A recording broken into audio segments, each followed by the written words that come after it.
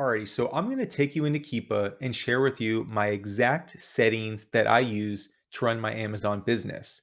And if you're not familiar, Keepa is absolutely essential, in my opinion, the most critical tool that you need to have in order to make educated purchasing decisions, answering how often something sells, how many sellers there are, what's the typical price history, and so much more. That's going to take a lot more than just this video to cover.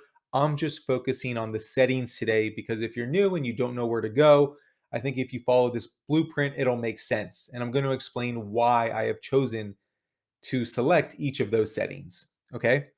So if you come to my computer screen here, I have an example, a random example pulled up in front of me. And in the upper right hand corner is going to be where you can start making your selections. I have some already selected, but I'll click them to show you they can be removed and they'll come back with a simple click of a button. Okay. If you have any question about any of these, if you hover over it, if you look to the bottom right hand corner, a little box appears. Like for this one, new. Lowest new price by third party seller on Amazon, shipping not included. Okay, so that's pretty straightforward. Could be FBA or FBM. That is one of the selections that I have. Another selection, I'm going to come back to why I have that once we get to the buy box, by the way. The next one is sales rank. It's going to be this green line that goes up and down like crazy. Real quick tutorial on sales rank. General knowledge or general acceptance in the Amazon world is that when something sells, its sales rank goes down. And by the way, in Amazon world, going down is a good thing. The number one sales ranked item is the fastest moving item in that category. Okay. So the more something drops in sales rank, the more it's typically selling. Okay. So if you see a lot of ups and downs, that means that something is constantly being sold. So, like this example, this to me, just off the eye test alone, it's going to answer to me this is a very good selling product worth doing more research on. I'm not trying to act like I know exactly how many sales there's going to be based off of this, but this just lets me know if it's worth my time right off the bat pursuing. Okay. So that's absolutely critical. And you'll get really comfortable with knowing what's a good looking sales rank chart, what's a mediocre, what's a lousy one, etc. Okay. And so now we have the buy box. Okay. If you're not familiar with the buy box, that's where basically all of the sales happen. On Amazon, there's that buy now or add to cart button. That is the price that is being reflected there. And over 80% of the sales take place in the buy box. So basically, the buy box is an indicator of what something is actually selling for. Now, I said I would come back to the new line. I want to show you um, something that I look for that you can follow my cursor right here. So, like at this point in time on August 1st, there's a new selling item on the blue line for $12.99, and the buy box, what it actually is selling for, is $15.90. Okay. So that lets me know that the lowest price is not always winning. Right there, that's one piece of information. Another not indicated on here is that not all products always have a buy box. Maybe they're priced too high and Amazon doesn't want to allow there to be a buy box at that price or whatever their algorithm is. It doesn't mean the product isn't selling just because there's not a buy box. So that blue line could be another indicator of what it's actually selling for. Okay. And so that's another reason I like to use that. So for those reasons there. And that's it for the top one. That answers a lot of my questions. Basically, it answers, is it selling, the amount of ups and downs, or the visual at least? Is it worth pursuing more, diving into this to understand how frequently they're selling? And typically for what price point, right? Usually with the buy box. And if there isn't a buy box, the blue line, the new, is also a good indicator.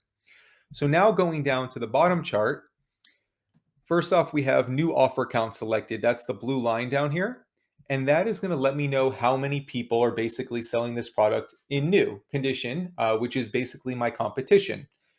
And by the way, at any point in time, if you hover over any line, it'll show you the updated metrics. So like if you follow me to the left here, and by the way, keep a snapshots to a 3-month snapshot. But in the lower right-hand corner over here, you can go 3 months, a month, a week, etc. I'm going to keep it at 3 months, but that does help you a lot to scan out. Okay. And that's not a setting. That's just you click whatever you want. Okay. You're always going to get some type of view, right? It's just whatever one you prefer. So this is a 3 months. So all the way left here, you'll see there was 8 sellers and then there was 3 sellers. Okay. Then it went up to 5, then 3. And basically it was between 5 and 3 for the majority of the last 3 months until I'll highlight it here to make it obvious. It's now up to 15, okay? So this is really important. This is a good chart for this example. That lets me know for whatever reason there's been a huge spike in the amount of sellers selling this product, which tells me this price is going to tank, and actually I can see it already has started to. It used to sell for 16.95 and now it's in the like 13 range over here. So supply and demand at its finest. But that lets me know I don't want to buy something typically when the amount of sellers is spiking up. Contrarily, if the amount of sellers is on the decrease or they're in and out of stock, that's a great opportunity if I can get my hands on it because I can probably charge a premium and have less competition. So that really lets you know where in the supply and demand cycle you're buying this, okay? Or at least definitely it's the supply cycle. And then you can look at demand in the top chart with the green up and downs, right? The sales rank chart. Now, this other line I have selected here is review count. And so that's this green line here, right? And again, if you hover over it, it'll show you the number. But what that lets me know just visually, the amount of reviews for this product has continuously increased over the course of the last 3 months, which lets me know that this product is selling really well. The amount of reviews that get left for products is probably one for every couple hundred that actually gets sold. So the fact that it went from 26 over there to 95 in the last 3 months tells me this is selling really well. So when you combine that with my eye test on the sales rank chart up top, seeing that the amount of reviews is going up like crazy, I know this is a good selling product. Okay. And I do want to point out, I don't select the rating option here, which I just selected and deselected, because rating is more of like the star system 1, 2, 3, 4, 5, how they rate the product. To be honest, I'm never really concerned about that unless it's like a 1 star, 2 star, maybe. Like as long as it's good enough, we're more concerned is the product selling and can we make money on it, not if customers like the product or not. That's not really for us to be too concerned about, in my opinion, generally speaking. Okay. And so those are the only 5 options that I have selected. I will say I'm going to just show you one other product because it wasn't available. I think Keepa has changed something. I think Amazon selling the product as an option, having that was always used to be available, but now I think it only is if Amazon has ever sold that product. So that product we just saw, Amazon never sold. But if we look at this one, the very top item, it says Amazon, right? And if we hover over it, it says sold and fulfilled by Amazon. Gaps in the graph are periods Amazon did not offer the product, was out of stock. Okay. So makes complete sense. When I click on Amazon, you look here and you see that this means they were in stock from this entire period that I'm highlighting, which looks like May all the way back to early November, give or take. Okay. And then from this period, they no longer had stock of it. I'm highlighting it now from May until current day. Okay.